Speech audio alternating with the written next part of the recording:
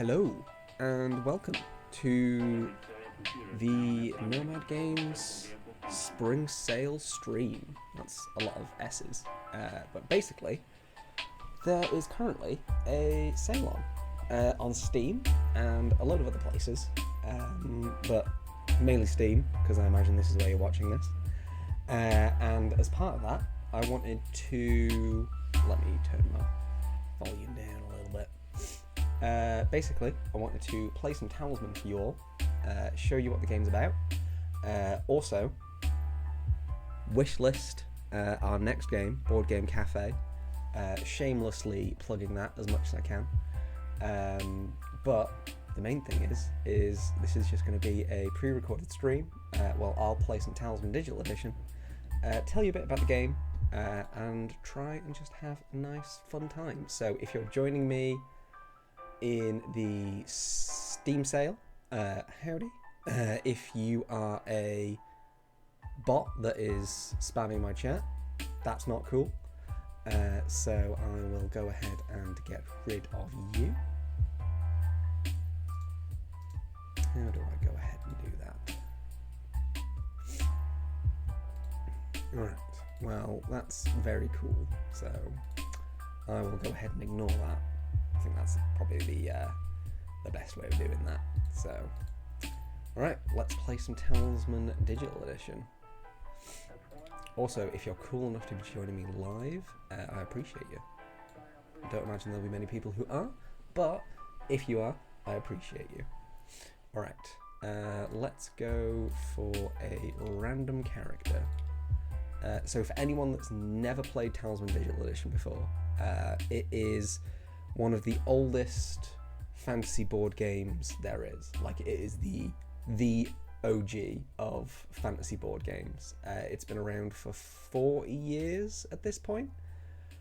So yeah, it's gained quite a following in that time. And it's also a bit of a... I don't know if I'd call it a Marmite game. Do people know what I mean? It's a very divisive game. Well, I don't know if divisive is the right word. I think it's a game that has a lot of fans, but a lot of people either love it or they hate it. I think that's the easiest way to describe it. Yeah, they either love it or they hate it.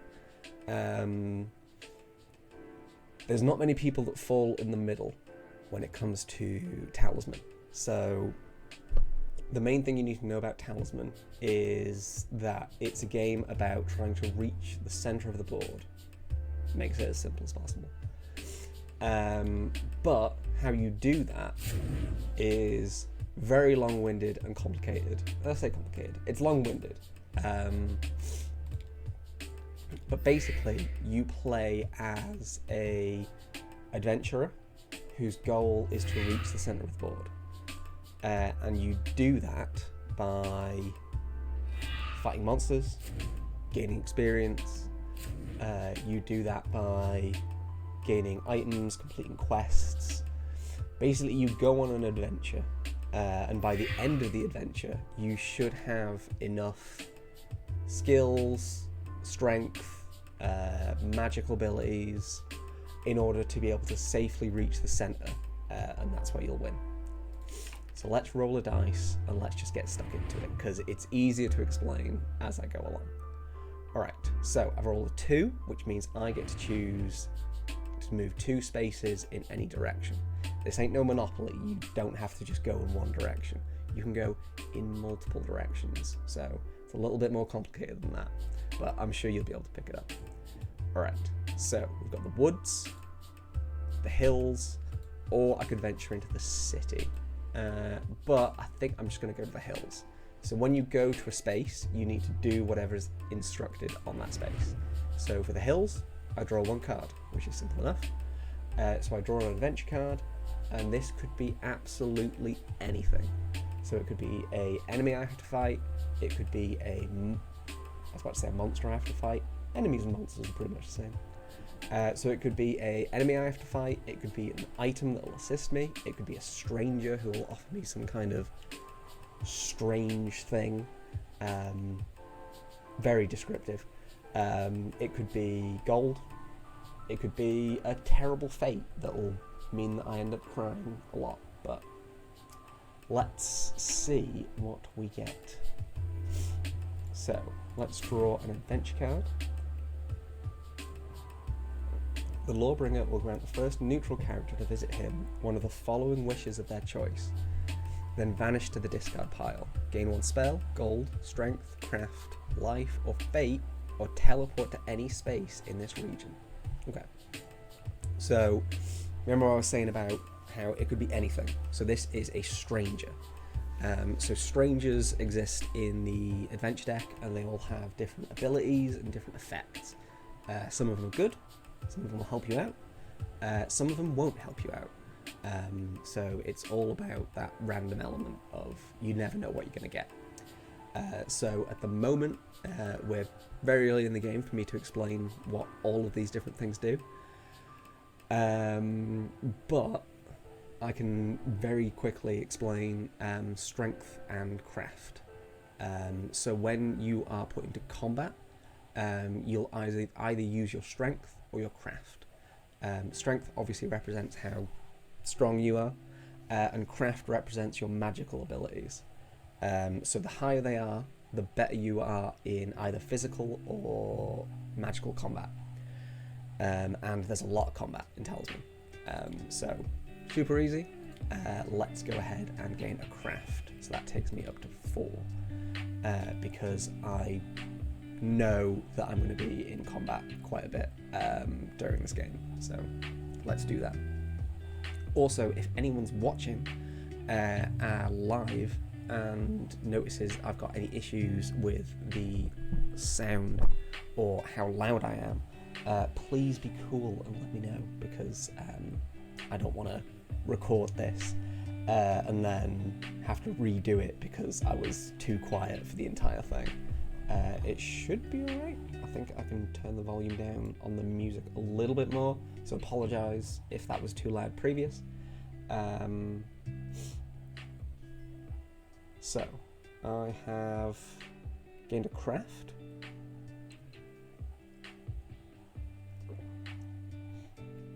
I can do it again. How can I do it again? Is it the ability of my character, Courtesan? You captivate any stranger that grants you wishes. If you meet the conditions of the card, you are granted 2 different wishes of your choice. I've captivated this Lawbringer. Thanks for story ends. I appreciate you. Alright, so, side note, while I've realised something about my character, so in Talisman, you play as a number of different characters. There's something like over 100 different ones you can choose from, and they all have different abilities. So the Grave Robber interacts with stuff that gets discarded. The Leprechaun gains a lot of benefits from gold. The Cat Burglar can steal things, as far as I remember. And the Courtesan is a charmer. I was choosing a random character. You can choose your character specifically at the start, and different players prefer different characters, and they add something extra to the game because everyone's got unique skills. So I'm going to gain 1 strength because that seems like a... Like I said, I imagine I'm going to be going into combat quite a bit, so I'll stick to that. Alright. Yeah, so anyone that's joining me live, you're very cool. Anyone that's not joining me live, you're still quite cool. We've got an opal. Cool. So Cat Burglar takes that. So that's an item that you can gain. And yeah, I think one of the big things that is a polarizing thing about Talisman is the fact that so much of it is random. But personally, I think that just highlights what you can control. So like, you can't control what you draw, you can't control what you roll, but you can control how you react to it. So for example, you can spend a resource called Fate to re-roll your dice. So oftentimes it's a very tactical decision. Is it worth risking a re-roll in this situation, knowing that I have a limited number of re-rolls? Or, not limited, you can get Fate back. But You only have so much at a certain time. Alright, my turn once again. So let's roll the dice. 1. Cool. So I have the choice between going to fields or a plains. Big choice, makes a big difference. It doesn't make a big difference at this point. So I'm going to go to the plains. Wheel of Fate. So this is a place. So there was strangers. There's also places that you can find. The Wheel of Fate will remain here for the rest of the game. We'll roll 1 dice to spin the Wheel of Fate. So either lose all my fate, lose 1 fate, gain 1 fate, or replenish fate up to your fate value. So I'm hoping for a 4 or a 5. Cool. I'll take that. So I will gain a fate. And that's a pretty good turn. Yes, so anyone that hasn't checked out all of the cool stuff that's happening here at Nomad Games, 2 things to point you towards. Make sure you join our Discord. It's full of awesome people who are really cool, and a lot of the dev team from Nomad hang out in there. We're a small team of 15 people, so there's not a lot of us, but many of us do lurk in the Discord. So we'll talk about digital board games, and we'll talk about the other thing that I want everyone to put their eyeballs on, which is this thing up here, which is our next game as a studio. It's coming out in early access this year, and it is a game where you run your own board game cafe. So think 2 Point Hospital, think Zoo Tycoon, think all those classic management games. But because it's us doing it, and we've got like 11 years of doing digital board game adaptations, we decided, let's make one where you manage a board game cafe, which is super exciting. So we've got that, which you can wishlist now, and that'd be pretty cool if you do, because that means the more people wishlist it, the cooler Valve and everyone else thinks we are. It massively helps us out as a studio. So yeah, if you do decide to do that, I'll think you're really cool. Alright, back to the game. I've drawn an apparition. So it's an enemy spirit with a craft value of 1. So the way that combat works in Talisman is fairly simple. You roll a dice and the enemy rolls a dice. And then depending on what result you get from that dice, you then add your base craft value. I say base, that's not technically the base, it's the craft strength or strength that you have. For such a simple thing, I'm really not explaining it very well. Basically, you have a craft or strength value, the enemy has a craft or a strength value. Roll the dice, add that value, whoever's got the highest number wins. That's it.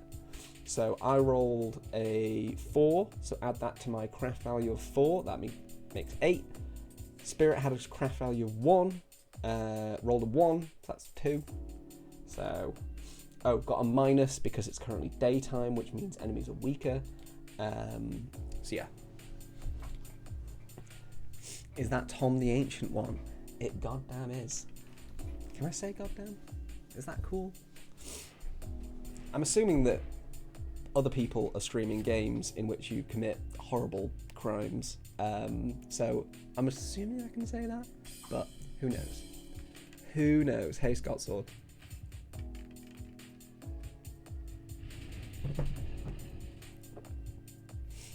Alright, so we had a 3 versus a 13, which is not where you want to be.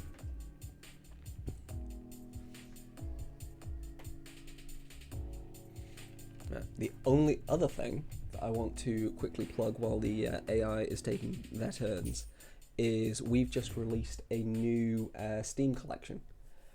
So for those that don't know, basically Steam lets you put together bundles of games, DLC, whatever, and offer it at a discount. So it's a complete your collection deal, where if you already own some items in the collection, you still get the extra discount. which is 15% off, if I remember right. So if you search for Nomad Collection, you'll be able to find a Steam bundle that contains every single game, apart from this one, because it's not out yet. But every single game that we've ever made that is currently available on Steam. And you'll get 15% off on top of whatever discounts are currently happening on Steam. So as the marketing man, it is my duty and is what I'm paid for to tell you that that exists. So therefore I have. So I hope you all appreciate that. That's what I gotta do. But back to some Talisman. So we can travel to fields or fields. I'm going to be bold and travel to fields. I know it's a insane choice, but sometimes that's just what you gotta do. Alright, Skull Wand. No good character may have the Skull Wand. Good thing I'm not good.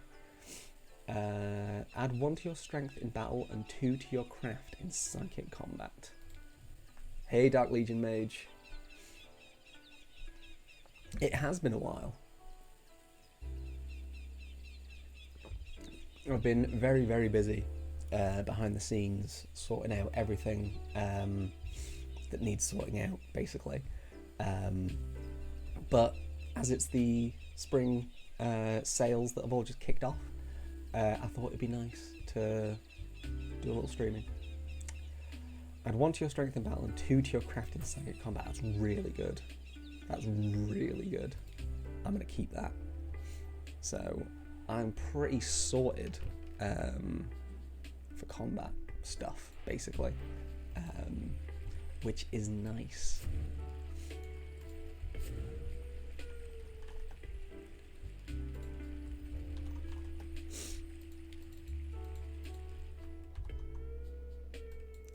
Adulting for your Nomad and personal things. Yeah, it's basically very busy here at Nomad. For anyone that doesn't know, we recently announced our next game. We also recently saw the news about Talisman 5th edition, which is super exciting. As in, that's getting released physically. And we also have just been very busy with a lot of other stuff. So, yeah.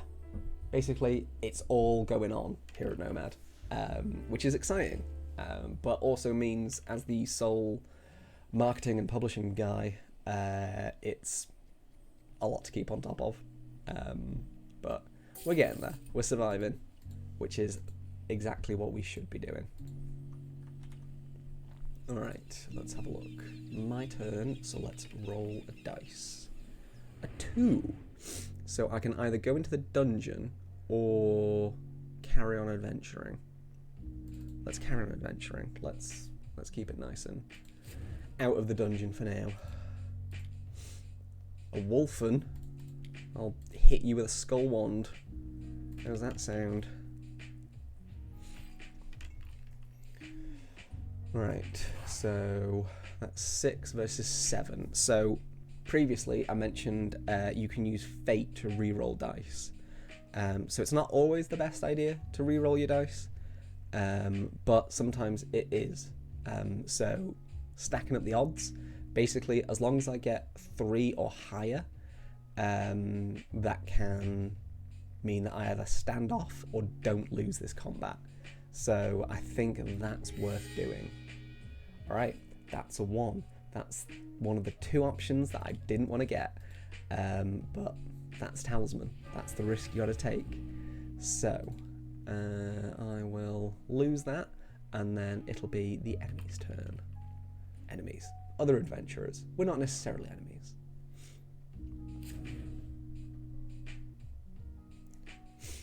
All right, we've got an airy outlander. Is it airy or eerie? Right, 8 versus. Oh, that's an easy win. That's a very easy win. Alright, Cat Burglar wins. How has the Leprechaun got so much strength? That's concerning. Because, like I said, there's quite a bit of combat in Talisman, and being able to be good at combat helps a lot. Got a Dryad. Discard the Dryad on one craft. It's higher, you are teleported to the forest. Cool.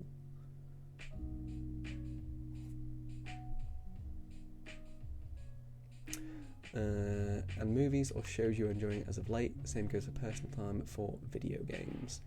I watched Dune Part 1. I haven't watched Dune Part 2 yet, but I'm very excited to see Sandworms on a big screen. So that's my main media consumption as of late.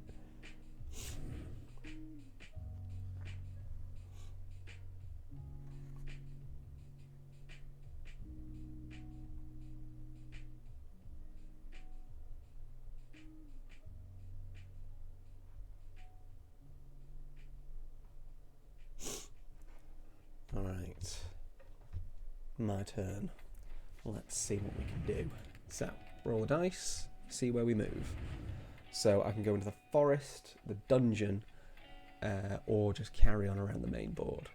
So I think I'm going to go to... what does it do? Equal or less than your craft. Discard the Dryad and gain one craft. No. 2 dice to get just a 4 is not going to happen. Let's go into the dungeon, see what we can get. Tinker Imp.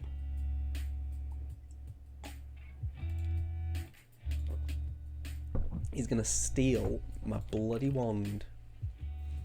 Right, a 2. That's annoying. That's quite annoying, because that's a really good item, and he's just moved it out of my thing. However, I can trade in some trophies. So you might be asking, how do I get more strength? How do I get more craft? So the main way that you do this in Talisman is as you defeat enemies, you will take them as trophies. And once you have a certain number of trophies, you can trade them in for a permanent upgrade to your strength or craft, depending on what you trade in. So I currently have a house rule on that means that you start at 5 for the trade-in, and then go to 6, and then go to 7, so it advances. But in the normal game, it's a flat 7 all the time. So I'm going to trade these in for craft. So I now have an extra craft, which is quite nice. Let's zoom in and see what's going on. So yeah, so basically you travel around the board, take on enemies. As you defeat enemies, you can then trade them in to increase your stats. So it's sort of like getting experience, but it's a little bit different. And the idea is, as you go around the board more and more, you'll gain more and more strength and craft. And then eventually you'll have enough strength or craft to make it to the center of the board, because you need, I'd say, around... Different players view it differently depending on how risky they want to be. I'd say normally around like 9 strength or craft in order to comfortably make a run for the center of the board. So it's all about building those stats up, and then having enough to be able to make a play for the center of the board. Of course, before you reach the center of the board, there's all sorts of nonsense that you're going to encounter on the way there.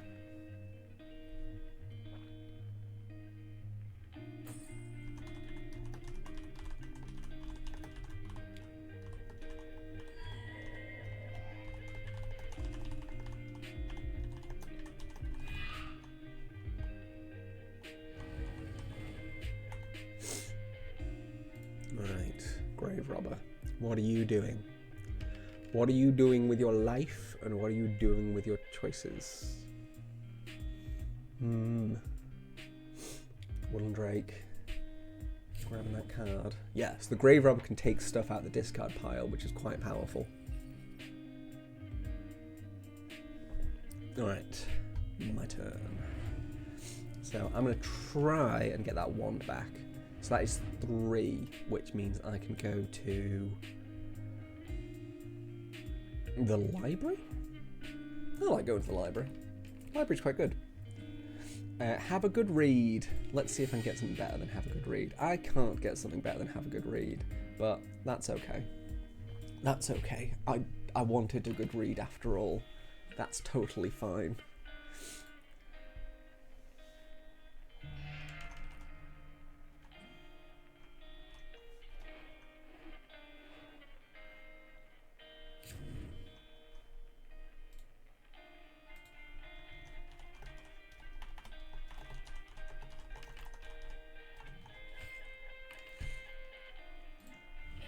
Right, the mighty mountain goat isn't probably going to survive against the cat burglar, but that's fine. That's fine. We don't need to survive against the cat burglar. Right. Also, while I did mention that the aim of the game is to get to the centre of the board, there are a ton of different custom endings. I say custom. Alternative endings is the more correct term. There's a ton of different alternative endings that mean that it's not just rush to the centre of the board. There's ones where you have to defeat a certain enemy, or you have to get a certain item, or there's like one talisman that you need to get. There's a ton of different ways to play. And I think if I remember, I'm trying to remember the number of expansions off the top of my head. Anyone that's currently on Steam, treat yourself and look at the amount of DLC that there is for Talisman Digital Edition. It's not quite the same as, like, we're not quite up there with like all those train simulators and truck simulators. We've not quite got that much DLC. But the thing is, the physical board game has a lot of expansions. A lot of official and fan-made expansions, which are pretty cool. And we've basically put in every single official physical expansion into the digital edition. And then when we ran out of physical expansions to put in, we put in our own digital exclusive ones, which we worked alongside Games Workshop. If anyone doesn't know, this is actually a Games Workshop property, which a lot of people are like, hang on, there's no Space Marines, how can this be Games Workshop? But it is, it's true. Let's go to either the tunnel or the ruins. Let's go to the ruins, because you draw 2 cards of the ruins, so there's more chance of getting something fun. So let's lessen your craft. Alright, dodge the boulder, cool. Fight the Yeti. Don't get a high roll. Okay, you got a high roll, which is annoying. Fine, I'll get smacked by the Yeti. That's fine. That's totally fine, I'm not upset. I'm just trying to get that wand back. That wand's really good and I want it back. And also, I'll draw some cool adventure cards while I'm in the process of trying to get it back.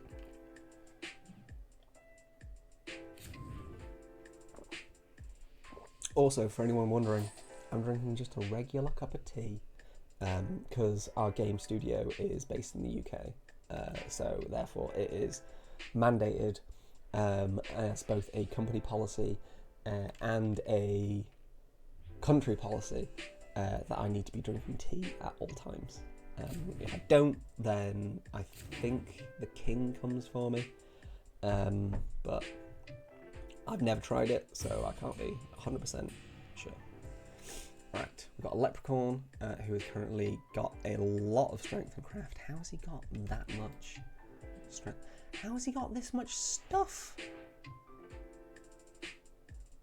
So he's got a fairy wand, lose cloak. Let's actually have a look at what you've got. Whenever you gain strength or craft, gain 1 fate and lose 1 life. Add 2 to your strength, add 2 to your craft. Okay.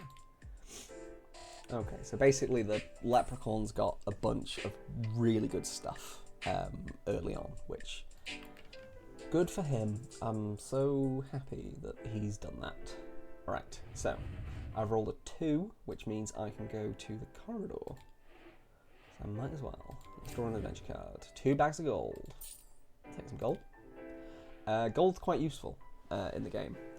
So there's a number of things that you can pay for with gold, funnily enough.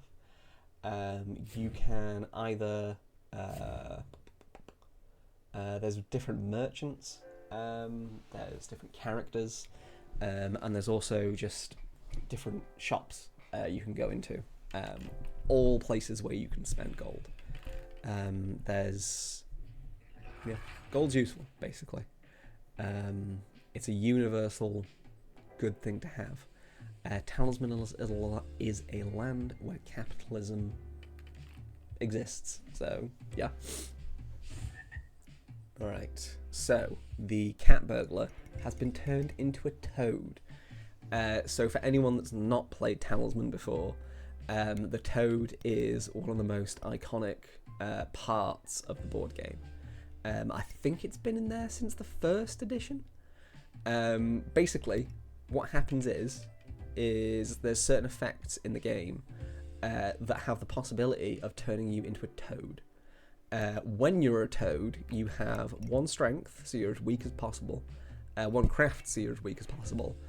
You can't hold anything because toads don't have thumbs, so therefore you can't hold on to any of the items, so you drop everything, and it lasts for 3 turns, and you can only move 1 space at a time.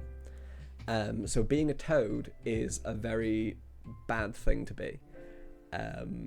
And yeah, it's one of the things that can possibly happen to you while you're playing Talisman, and is quite enjoyed by the fan base. There's all sorts of fancy toads that you can find for the physical game, where people have painted them like different colours and things like that, and it's quite nice.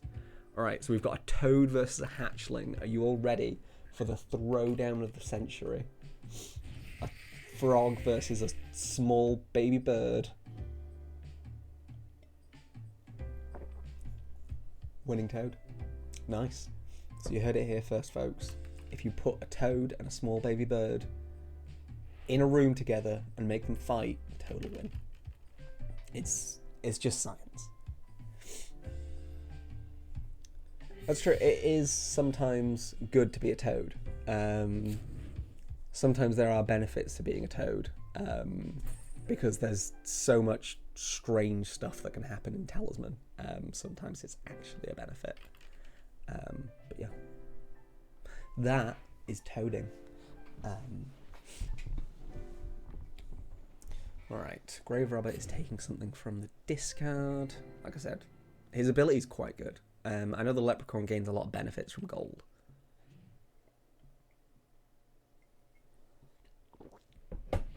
Whereas the random character I've been chosen as gains a lot of benefit from strangers. Yes, I'll get back my skull wand. Thank you very much. Thank you very much. Right, encounter the leprechaun. Lose 1 gold.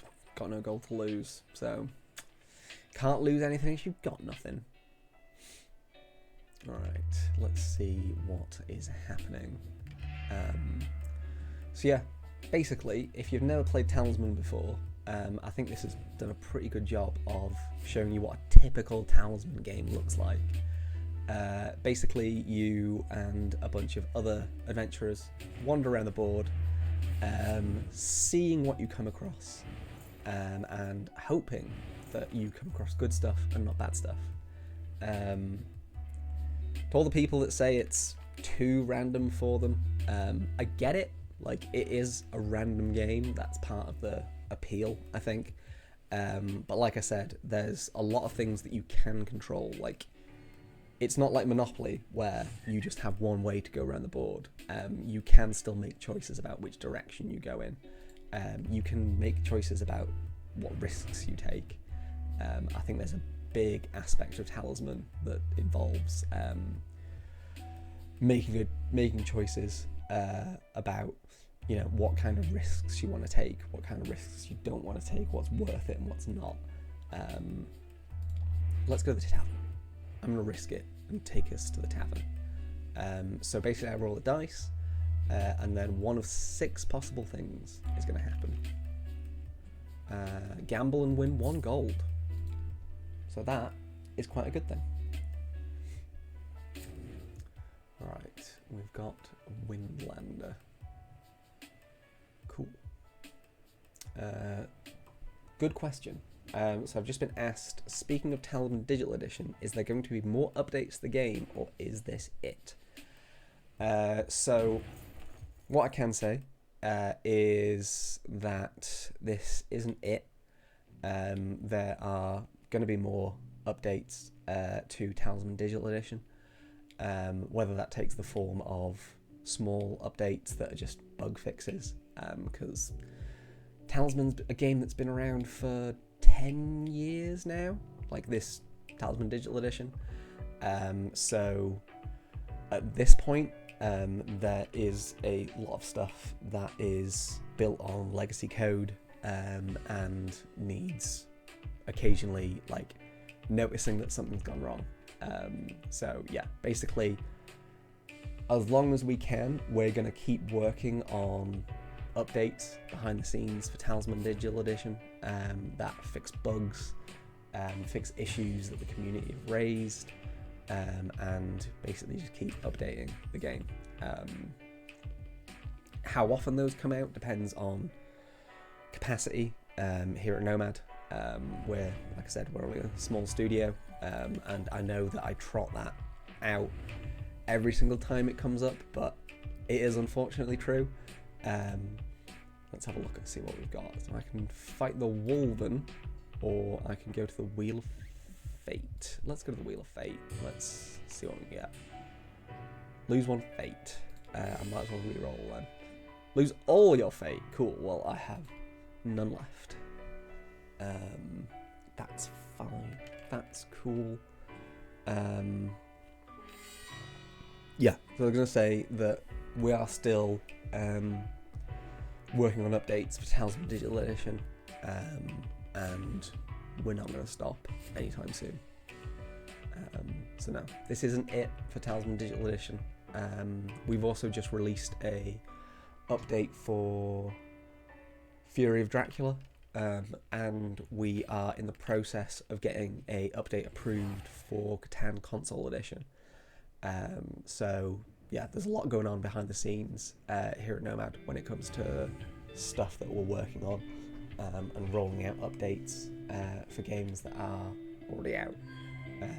And alongside that, we're also working on this game, Board Game Cafe, which is our next game that's going to be coming out in early access. The plan is to launch it this year. So we're working on that a ton behind the scenes.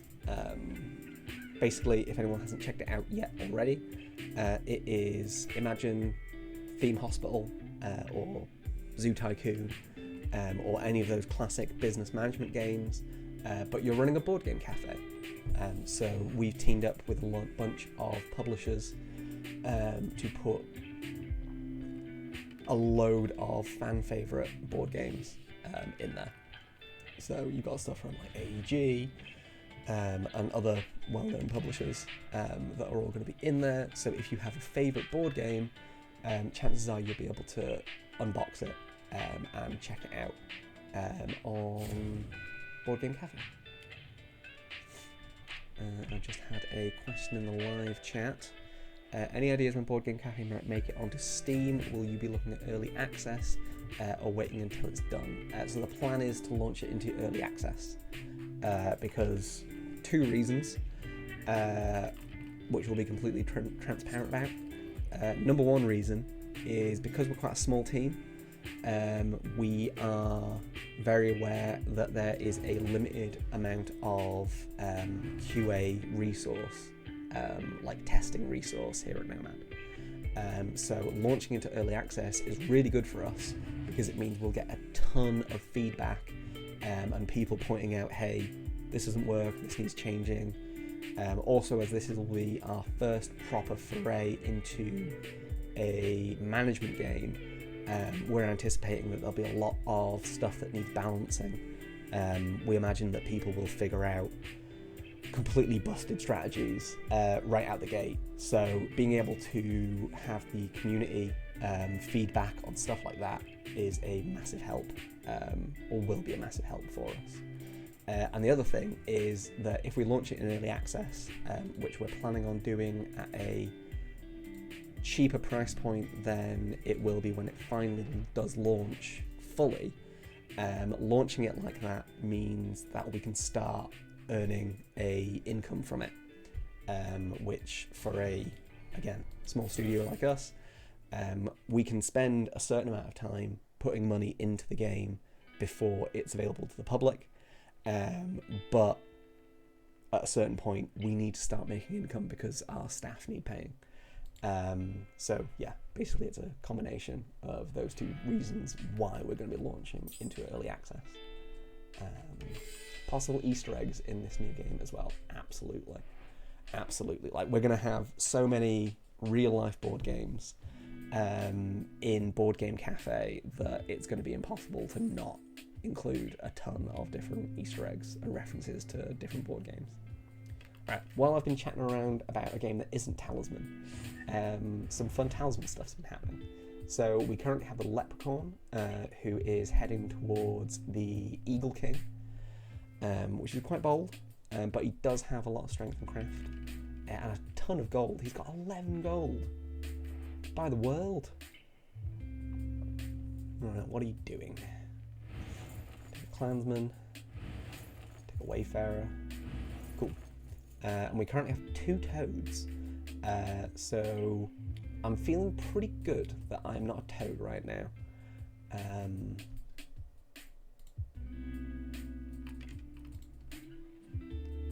Also, I figured out how to ban that person that put spam in the chat, so skills. The Well of Life. The Well of Life is a good card. I like the Well of Life, just because you can constantly gain benefits from it.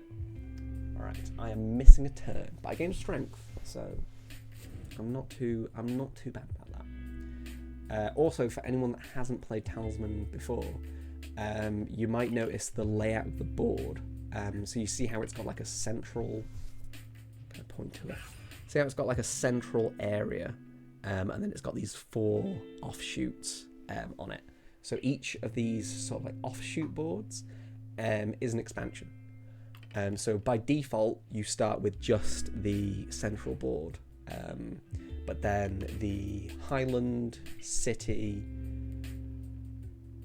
Woodland and Dungeon expansions all add these extra boards, which are quite fun. I think they're some of our most popular expansions when it comes to Talisman Digital Edition. I think, if I remember rightly, I'm trying to think to all the sales figures that I've been poring over the last week, because I've been sorting out everything for the sales. I think the City is our most popular expansion, and I think it's followed closely by the Dungeon and then the Dragon, which is interesting because the Dragon is an expansion that I very rarely play with, mainly because it adds a lot of challenge to the game. If someone is starting out with Talisman, I would not recommend you play with the Dragon straight away, because it adds a lot of mechanics that you wouldn't necessarily want to see in the game. That's a weird way of putting it. It's not that you wouldn't want to see, it's that the risk of you dying becomes much higher, which is not fun. Especially if you're a new player, you want to be able to get to grips with what to expect from the adventure deck, and be able to make mistakes. You want to be able to make mistakes and choose things that aren't necessarily going to work out for you, but you had no way of knowing that until you'd actually played it. What is the Leprechaun doing? Discard ditch followers. What are you trying to do?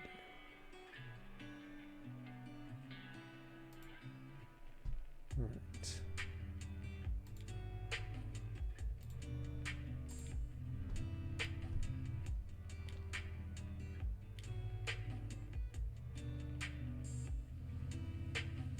Cool.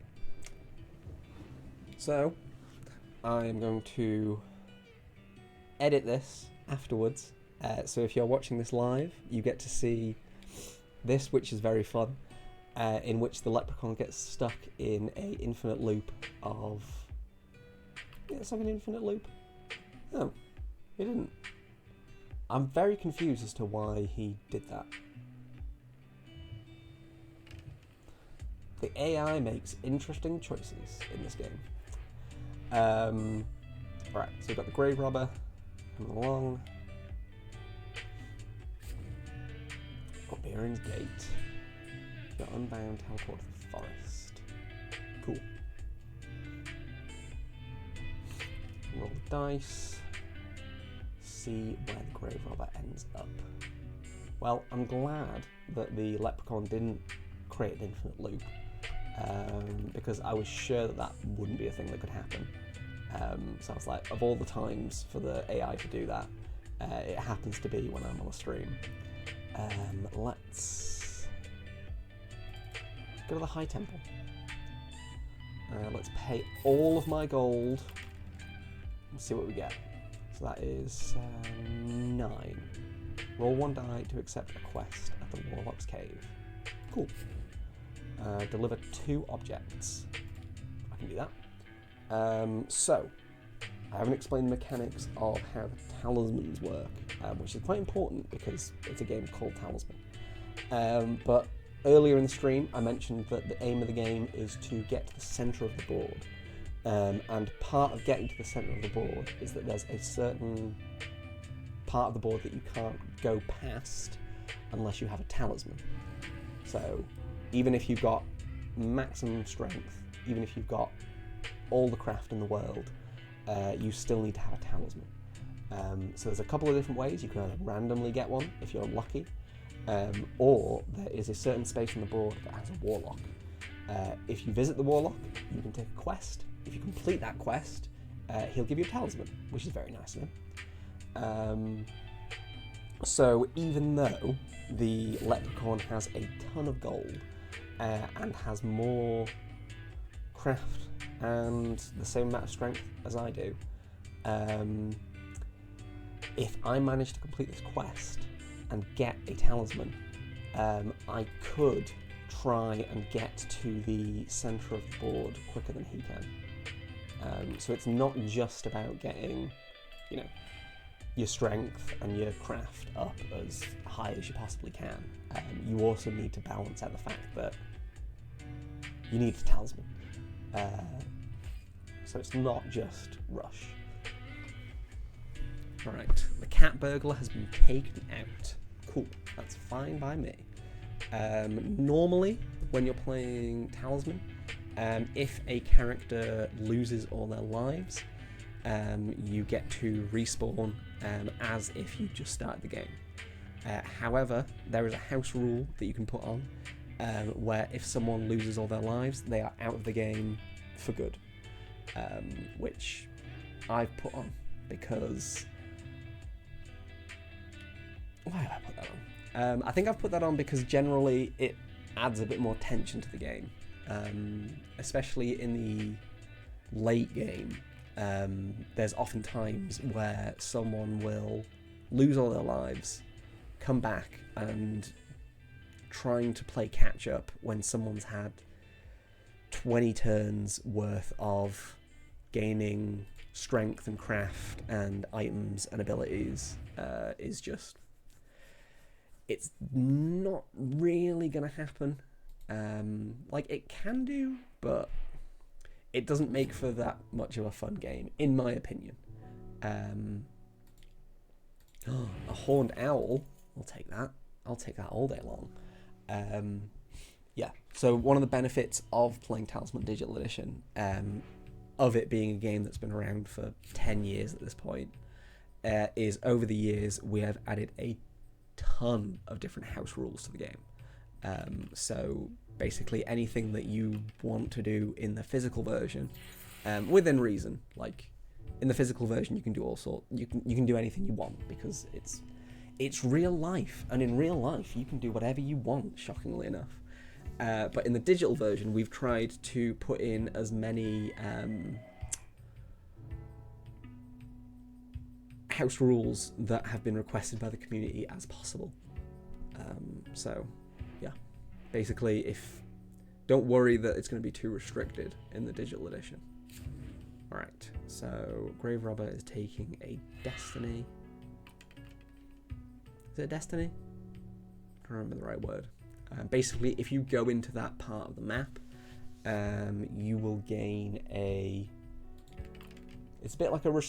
Some of them more restrictions, some of them more helpful. But basically, you gain something that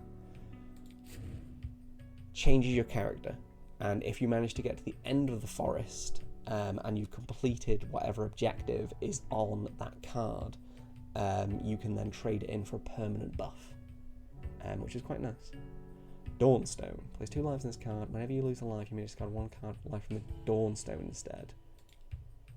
Cool. So, 2 extra lives. I do need to do a quest though. Cool. Do I want a talisman or a quest reward card? Let's take a quest reward card because I'm not rushing. A path. That's it. Pay a fate, you just got 1 fate. So I get 4 free fate. I'm alright with that. Alright, so the leprechaun's the only other character. Like, I'm not that worried about the Grave Robber.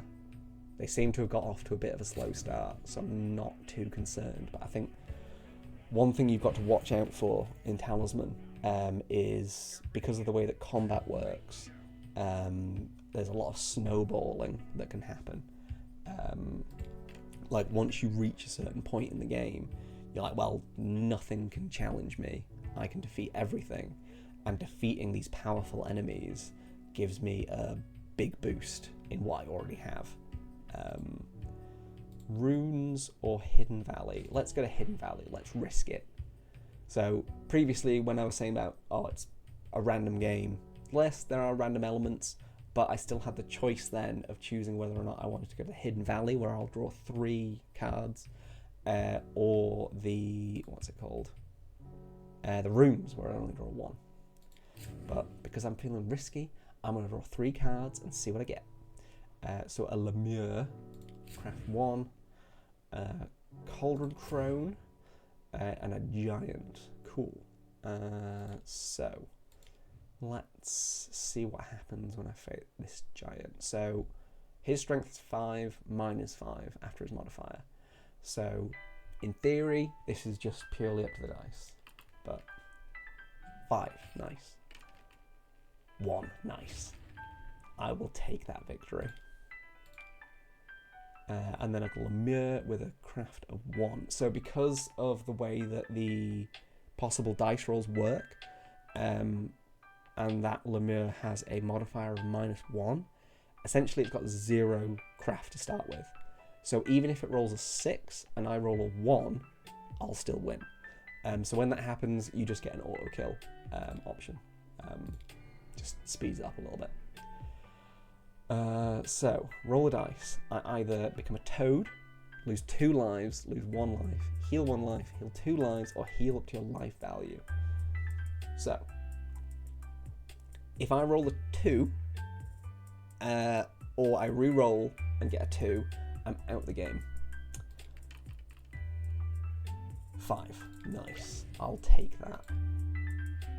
I'll take that happily.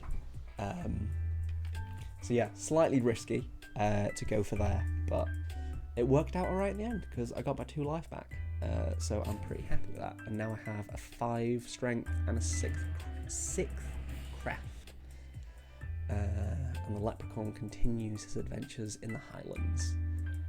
I'm not sure what the Grave Robber's trying to accomplish because they just seem to be chilling out in the forest, not really doing much. Leaving the forest and then discarding their path. Oh, he's taken my skull wand. That was my skull wand. Oh, that's really good, that skull wand. That's annoying. But let's continue. As annoying as that may be. Alright, so I can go to the runes. Yeah, let's go to the runes. Which means that enemies I fight here will be slightly stronger. But even then, it's only a snow goblin. That's fine. I can take on a snow goblin. 6? You ain't got nothing, snow goblin. You ain't got nothing. Right, let's trade in some trophies. So, let's trade in this strength. And then end turn. Hidden challenge revealed. So for anyone that's not played Talisman Digital Edition for a long while, we added a update, I think it was a year or two ago, where we added challenges to the game. So basically, as you're playing, we keep track of things like how many goblins you've killed, how many wands you've rolled, how many gold you've spent, and there's a number of different challenges that relate to all those things that we're tracking. And then as you progress through those challenges, you'll unlock avatars, you'll unlock titles, which you can then add to your profile. And then when you're playing against your friends online, you can show off just how cool you are by having a avatar that's a little goblin, if you would like. I think my avatar is like a screaming skull that I got from the Warhammer Skulls Festival a while ago. I remember when we were trying to set up the challenges and the avatars and the titles, I was pushing really hard for us to get a what did I call it? A Nomad developer title. It ended up being too complicated to try and specifically add titles to specific developers, so it never got put in, which I'm still a little bit like, I would have liked to have a special shiny title just for me. Alright, Leprechaun, what are you doing? What adventures are you going on? Rolling a 1 to draw an adventure card, a Trailblazer. Nice. So there's no limit on the number of followers that you can have with you. So you can assemble a merry band of adventurers to come along with you that will all give you various benefits. However, there is a limit on the number of items you can carry. So you can't just have 100 swords and throw them at your enemies in combat. There are followers that let you carry more things, but by default it's 4 items you can carry, I believe. So you can't just load up on good stuff and expect that to carry you. Alright, I can go to the castle, or I can go to the runes. I want to draw some more adventure cards, so let's see what I get. Frostbite. I'll take a frosty sword. So got another comment in the chat. Seems like it'd be a pretty cool thing to make, but a bit tedious though with small changes. Yeah, that's fair. I think that's what it ended up being. And like the amount of time that we could spend implementing something like that, when in reality it'd probably only show up when we actually play online. Better spend our time elsewhere. Because you'll have to carry them, yeah. Exactly, you will have to carry them. And at the end of the day, you only have so many pockets. That is the sad truth of being an adventurer in Talisman. You only have so many pockets.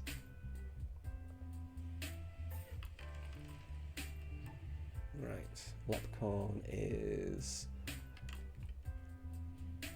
carrying the Lodestone. Night Gaunt.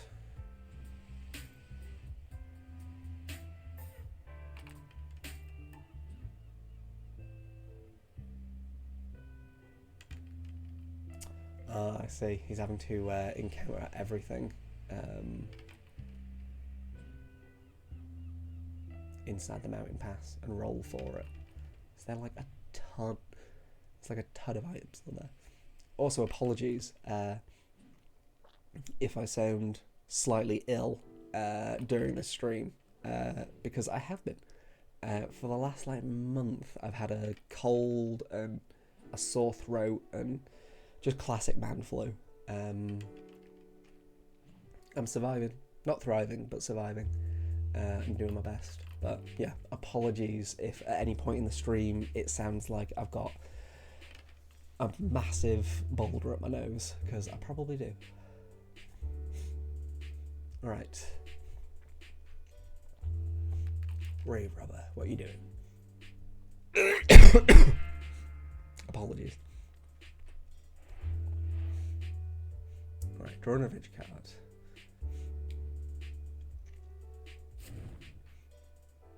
A torque? Is that a Roman thing? Or is that not? I'm not thinking of something completely different. Alright, let's roll the dice and see what we get. Oasis, yes. Discard the lost soul to gain 1 strength, craft, life, fate, or spell if your craft allows. Okay, so let's take the lost soul and carry on with our day. Comment from the live chat. Hope you are not sick or worst, having COVID. I think I have been sick, but at this point I think I'm on the way out of it. It's just taking an absolute age to get out of it, which is not nice.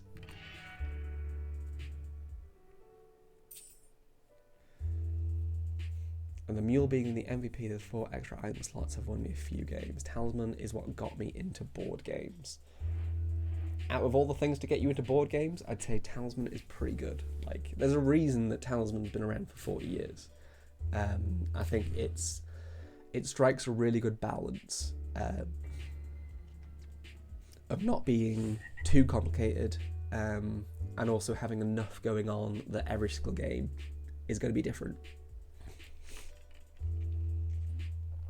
Also, I'm going to mute my microphone for a split second while I blow my nose, because I don't want to have to hear me blow my nose.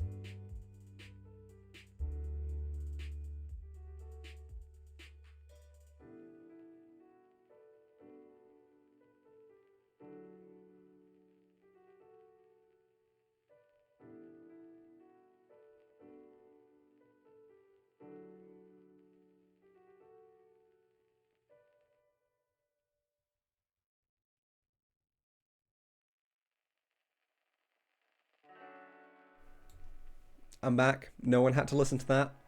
You're all welcome. See, this is the dedication I put into Talisman.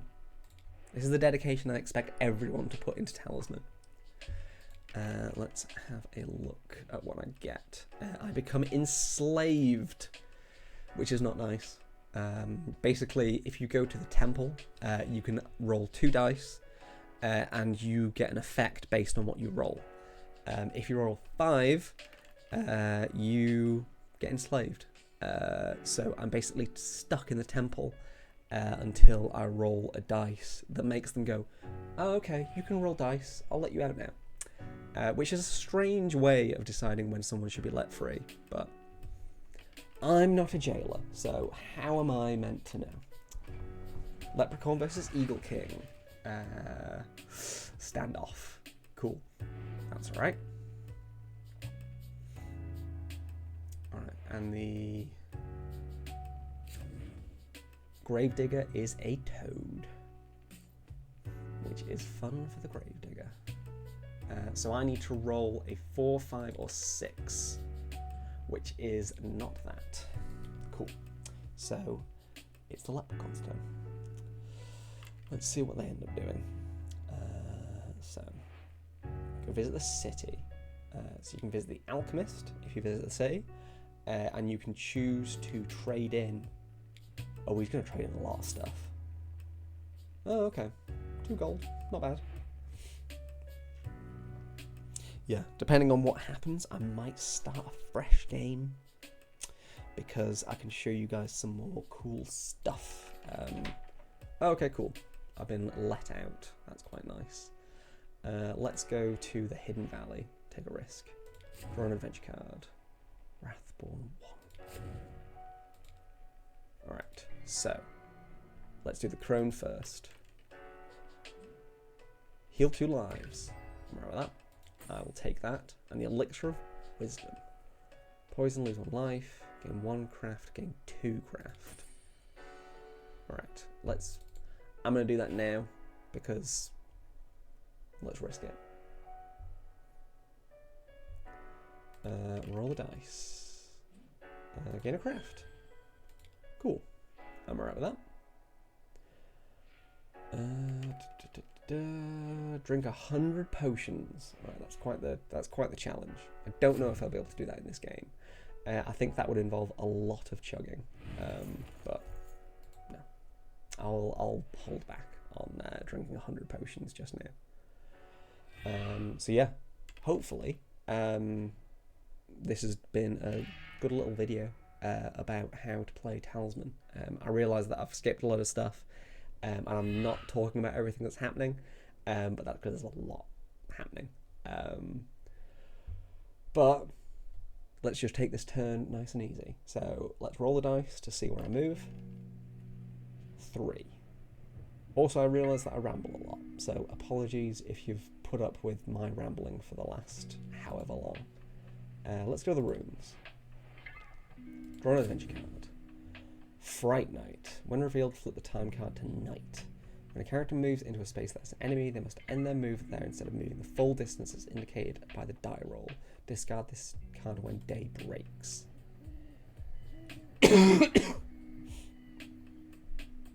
Alright, so the leprechaun's ignoring the effect, which... good for you. I'm so glad that you get to ignore this terrible effect. But for anyone that's wondering, there is an expansion called the Blood Moon expansion, and it adds a day and night mechanic. So there is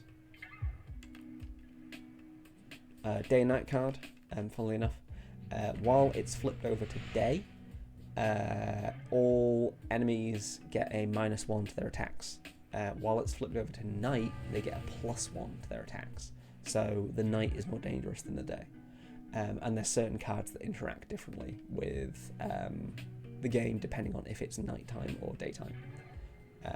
Such as the card I just drew. So, you are rolling for the Dryad, which means that you are going to end up in the forest. Cool. Roll the dice, see what we get. Lose your next turn. It's not going well for the Grave Robber. It's really not going well for the Grave Robber. Alright, a 6. So I can go to the desert, fight an Elcor. Yeah, fight an Elcor. I'll lose a life, which sucks, but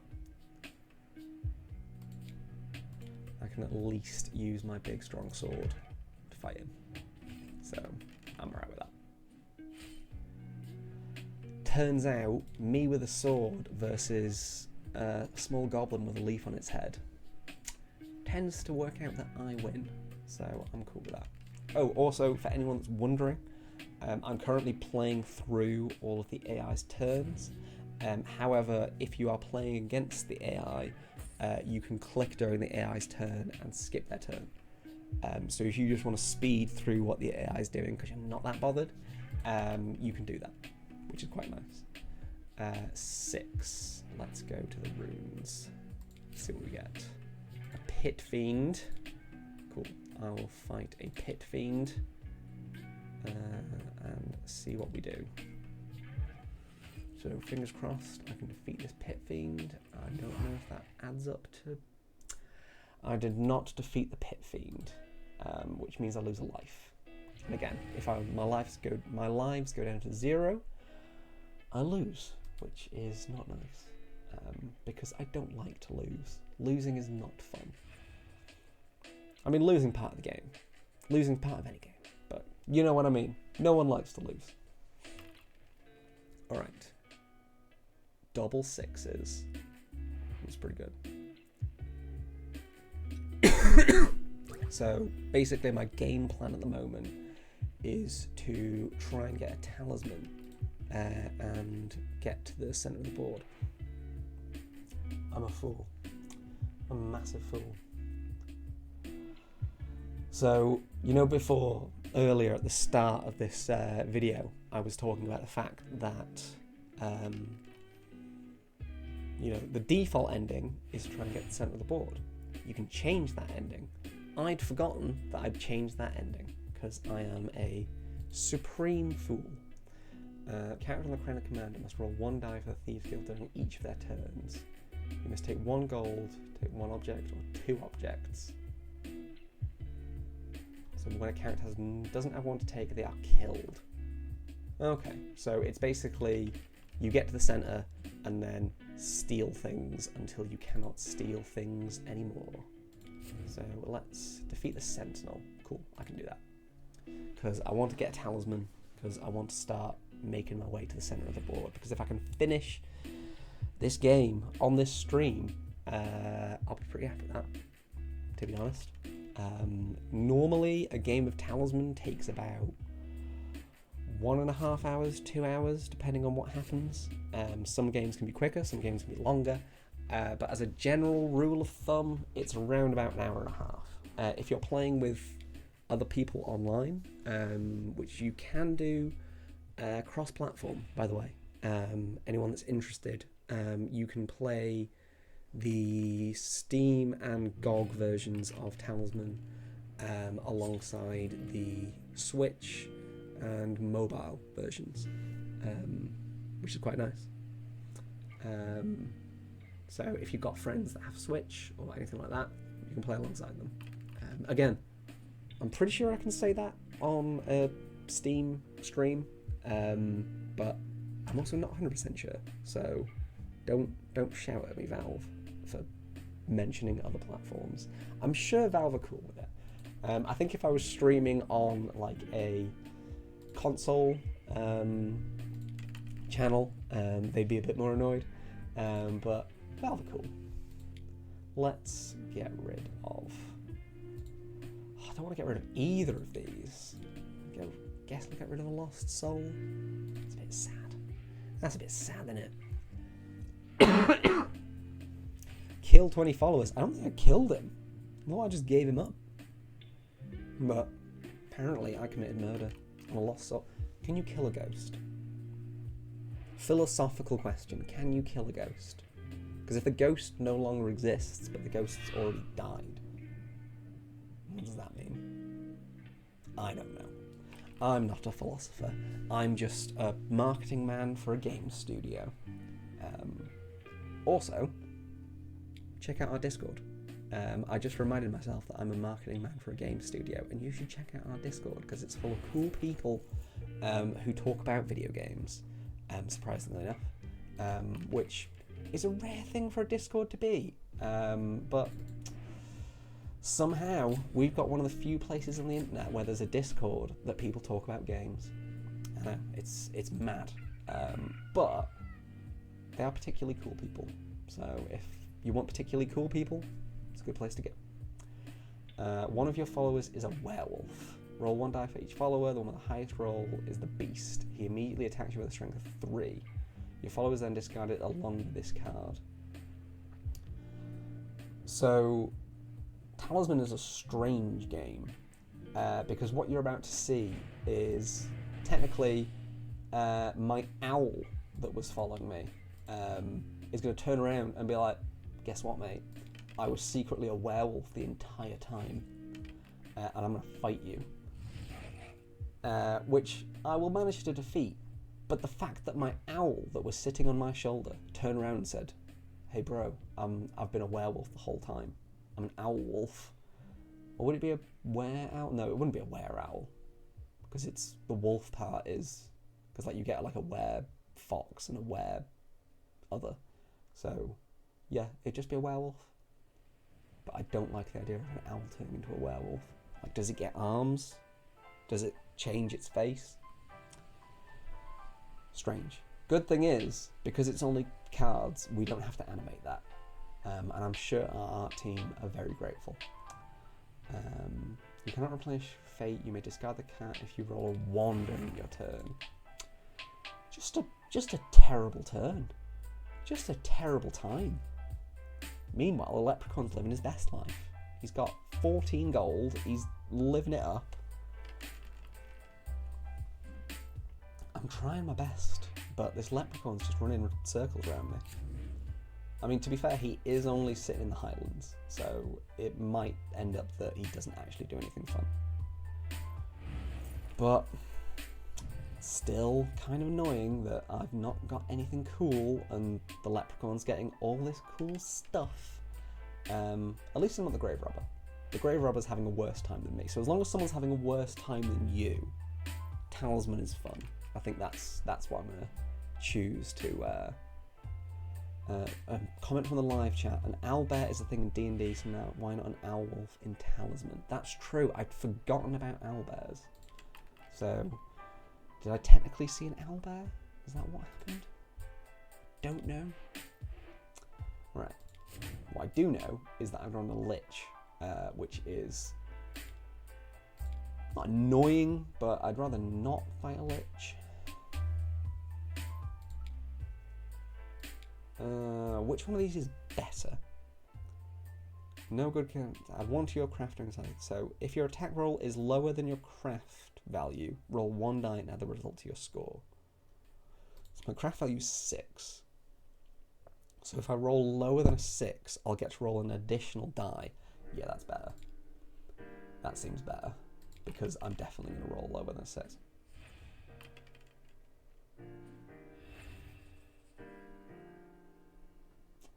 Definitely roll lower than a 6. I mean, I still won, so I'm not arsed. But the fact that to the entire world, I turned around and said, well, I'm not going to roll 6. That's not the way it works. And the little gremlins that live inside Talisman Digital Edition went, now's the perfect time to give him a 6. Now's the perfect time to make sure that he rolls a 6. So he looks like an absolute fool.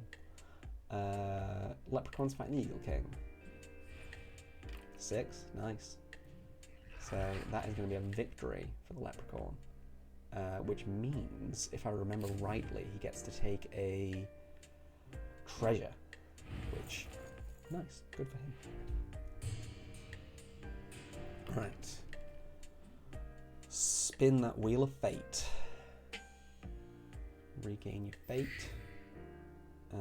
And the only real tactic I've got at this point is to try and outrace the leprechaun for the center of the board, which I think I can do. I need either strength or a craft, because it's a bit risky, but I think with 7 or 8 strength or craft, I can probably make a play for the middle. Let's go to there. Let's go to the crown, Cauldron Crown. Draw 1 woodland card and add it to this space. Okay, cool. So, a breeze sliff, which I can fight and try and defeat. I probably will be able to defeat him. Yeah, that's an automatic victory because I'm so good. I don't want to become a toad. No.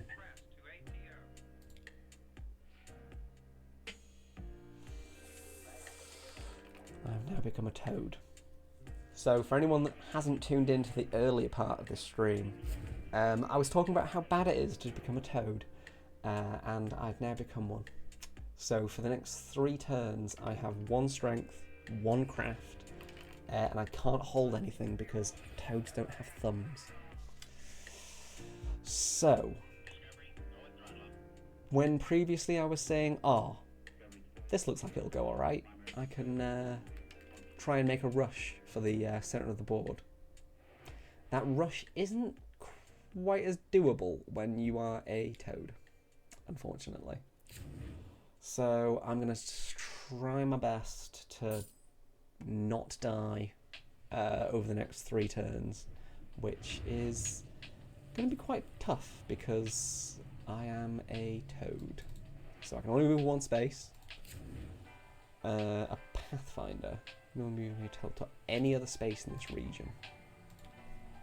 Might be alright. So I can just teleport somewhere. We've got a comment on the live chat from Scott Sword. Am I wrong in saying that Board Game Cafe will be Nomad's first venture into making a game that isn't a board game adaptation?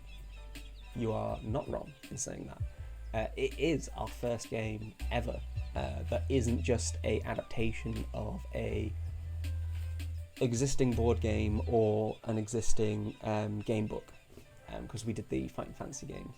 So yeah, it is our first time making a game that isn't based on a existing board game.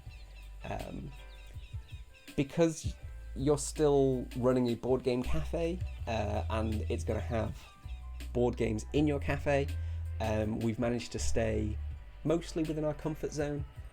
We've not gone ahead and made like a first-person shooter or something like that. So it's still, we know what we're doing when it comes to board games, but it is still out of our wheelhouse in terms of it's not a straight adaptation of a board game. So we're very excited to see what happens with it and how that ends up.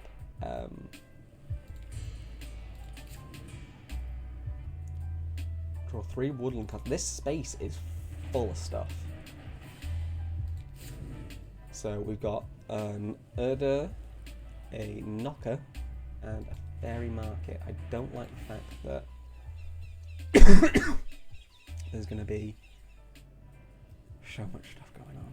Alright, I need to lose a life because I've got nothing else to provide to the Fairy Market.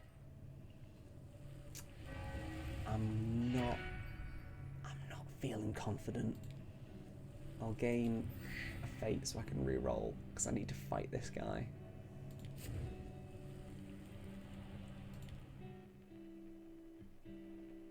So,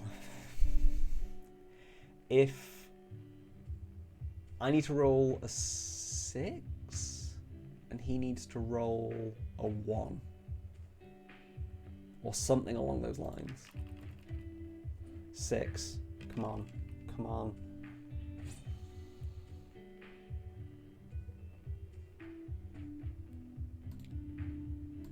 Aloes. So, I have been killed. It happens. But I think at this point, my money's on the leprechaun. Haha, my money's on the leprechaun. Get it? Because leprechaun's gold. Haha. But yeah, I have officially lost my last life. There is sudden death, so there is no coming back for me at this point. So that's rather sad, but that is Talisman. So I will gain some experience. So it's not all bad. And I got to show you all some Talisman, which is still fun. Alright, so let's see what we can rank up, and then close that out. So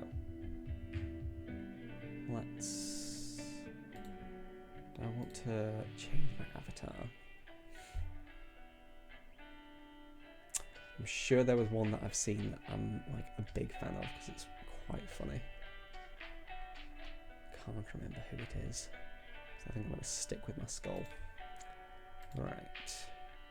Let's start another new game. Let's change some of the house rules. So, random characters. Character selection. Character selection is quite a good one. So, let's do that. So basically, instead of choosing specifically what character you're going to play as, you're dealt 5 random characters, and out of those, you choose which one you want to play as. I believe that you can change the amount so that the lowest is 2 and the highest is 5. Let's play as the Ogre Chieftain, because he is quite fun. So you'll get to see some new characters. Right, we've got Sorceress. She's quite good as well. Quite like the Sorceress. In general, I tend to like the spell-focused characters quite a bit. They tend to be quite fun. Especially the Pixie. Is it the Pixie or the Sprite? I can never remember. I can never remember if it's a Pixie or a Sprite. But that's my favourite character. Whichever one that is. Because you get 2 spells at all times, which is mad. Absolutely mad. Alright, we've got a Orc Chieftain. Is it Orc or Ogre? Starts with O. Ogre Chieftain. Apologies, I'm showing my lack of Talisman knowledge. So let's see what we can do. Oh, also, for anyone wondering, if this game supports a controller, it most certainly does. So you can play with mouse and keyboard, you can play with controller, plug one in, it'll work. Quite handy for if you're playing multiplayer. But yeah, for anyone wondering, you can most certainly play with your controller, because that's what I do with pretty much all of my PC games. I am always using the controller. Alright, let's see what we've got. A genie.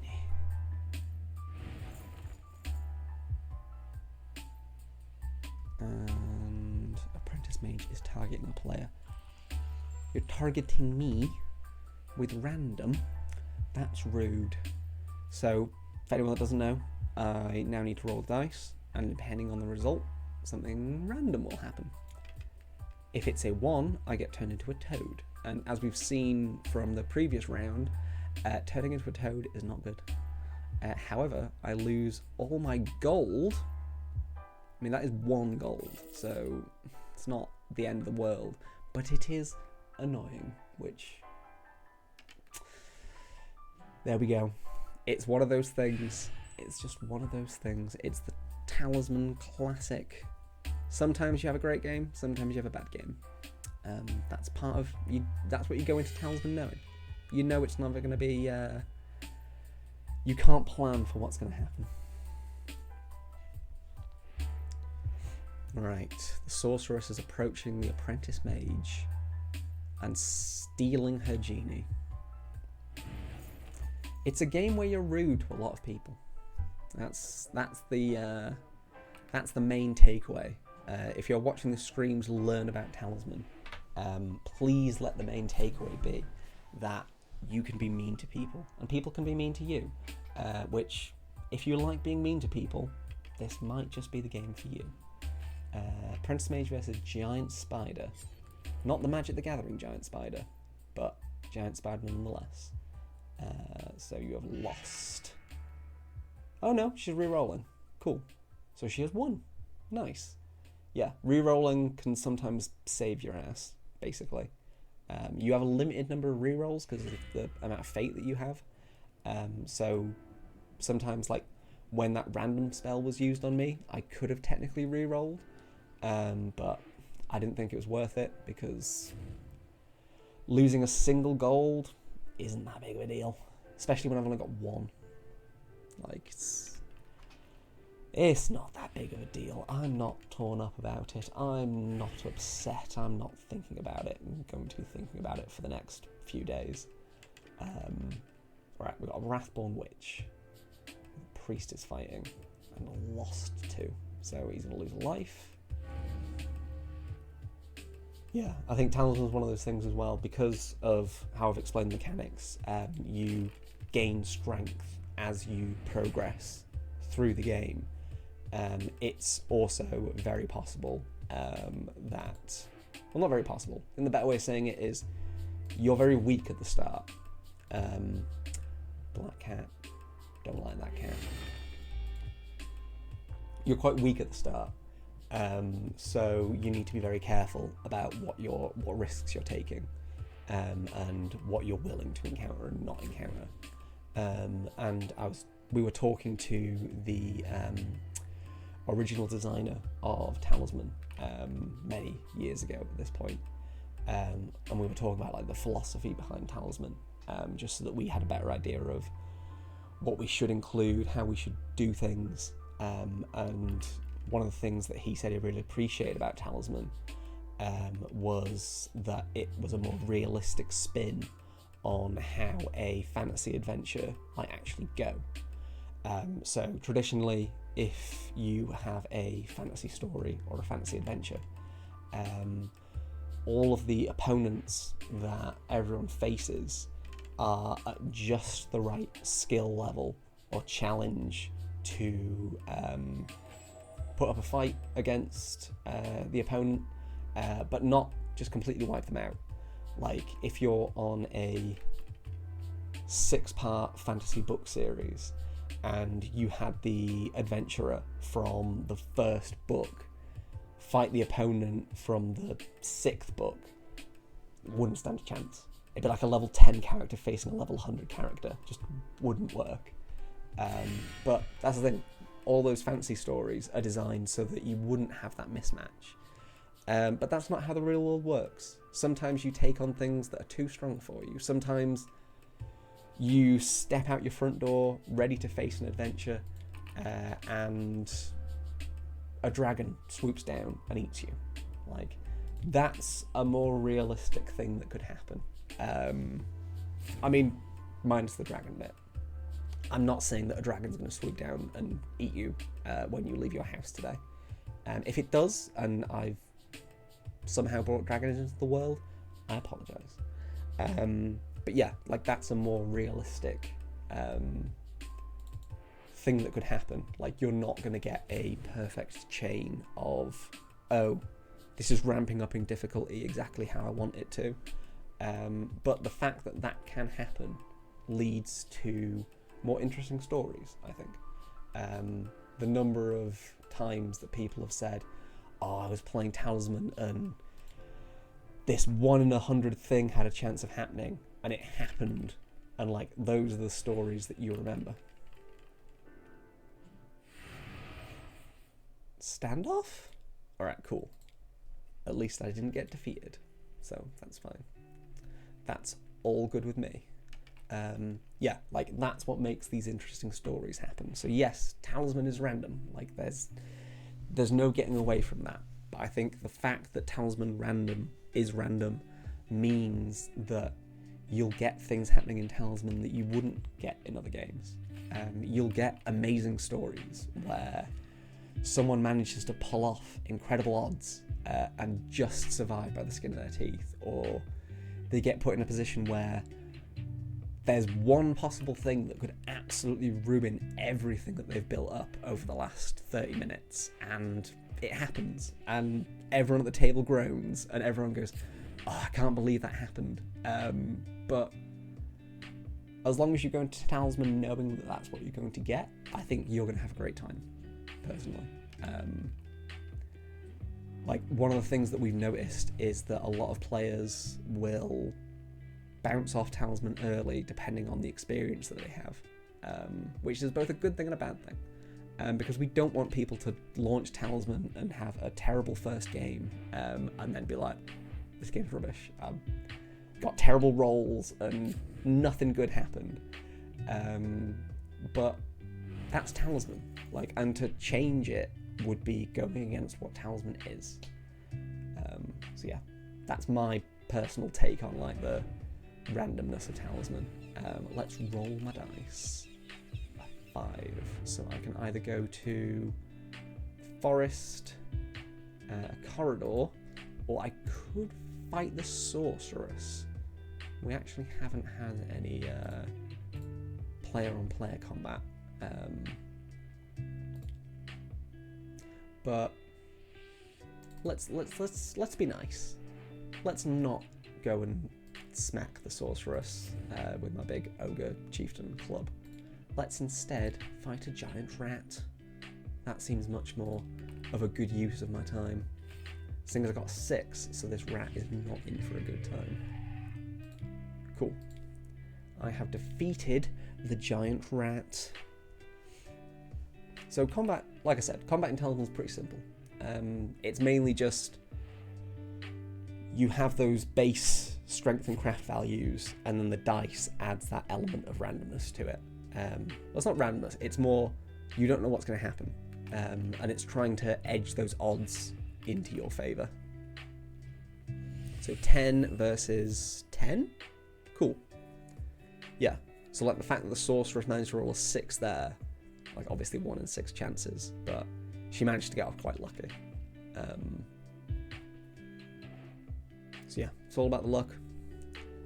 But then using your good luck and trying to minimise your bad luck. That's generally the way it works. Alright, we've got Apprentice Mage versus a Snow Goblin. A Snoblin, as it is more commonly known. Apprentice Mage wins against the Snoblin. Nice. So yeah, you try and get as many small enemy encounters as you can during the game. Generally, good tactic. Draw an adventure card. A Temporal Mage. I really like the artwork for Temporal Mage. It's so good because it's just a very strange wizard coming out, and everyone behind him is incredibly shocked. This incredibly strange wizard has just appeared in the street. I use it on a lot of our social media posts, which if you're not following us on social media, you should do that. Search for Nomad Games on basically everything, and you'll be able to find us. We've got that little swirly logo, so you'll be able to find us and follow us for all the cool updates about all the cool things that we're doing. And as the only marketing person here at Nomad, it all comes straight from me. So if you want to hear me tell you about things, it's a good way of doing it. A living statue thunders into this area. Defeat the living statue. The cat counts as standoff unless you defeat it with a magic object. So I've got no benefit of fighting this, and yet I fought him anyway. I'm going to get rid of this. Get rid of that cat. I was foolish. I was a foolish fool. I do have 6 health though, so I can afford to be foolish. Right. So I believe I have a meeting shortly. No, I don't have a meeting. I've got to do some work on some cool stuff that I'm making to promote this game, Board Game Cafe, which you can check out on Steam now. And by check out, I mean add it to your wish list and get notified when cool stuff happens to Board Game Cafe. We're hoping to announce a release date soon, but if you wish list it and you follow it, you'll get all of that information delivered straight to you, which is really handy because then that means you don't need to worry about missing anything. So yeah, I am going to go back to the main menu because then when this loops, it'll be a nice easy way to see what's happening, as opposed to it being a dramatic cut, if that makes sense. But yeah, if you're watching this during the Steam Spring Sale, first of all, thank you for watching. Massively appreciate you. If you're watching this and the Steam Spring Sale has finished, thanks for watching. I massively appreciate you, and I should probably upload a new stream. So feel free to @ me and bother me in order to stream again, because that's what I should be doing. And yeah, check out our Discord, check out Board Game Cafe, check out Talisman Digital Edition. It's a great game, especially to play with your friends. I know tons of people that play Talisman Digital Edition with their friends. It's like a weekly thing. When lockdown happened, everyone on our social medias and on the Steam forums and on our Discord were saying this is an absolute godsend, because we used to have a weekly or monthly Talisman session where we'd get together and play, but we can't because lockdown. So we've just turned to Talisman Digital Edition instead and are having a great time. So yeah, basically check out Talisman Digital Edition, and also check out the Nomad Games Complete Collection. So if you already have Talisman Digital Edition, first of all, thank you, you're very cool. But also we've made a ton of other games, and they're currently 15% off if you get them in that bundle. So that 15% adds onto whatever discount would already be applied during a sale. So it's a really good way to bulk up your digital board game collection, and it also helps us do more cool stuff, which we like doing, such as Board Game Cafe. Alright, I think that's everything I'm going to be doing for the marketing, publishing spiel. So once again, thank you for tuning in, and I hope you're ready for this video to loop and watch it all again. Cool. Thank you, and I'll see you all later.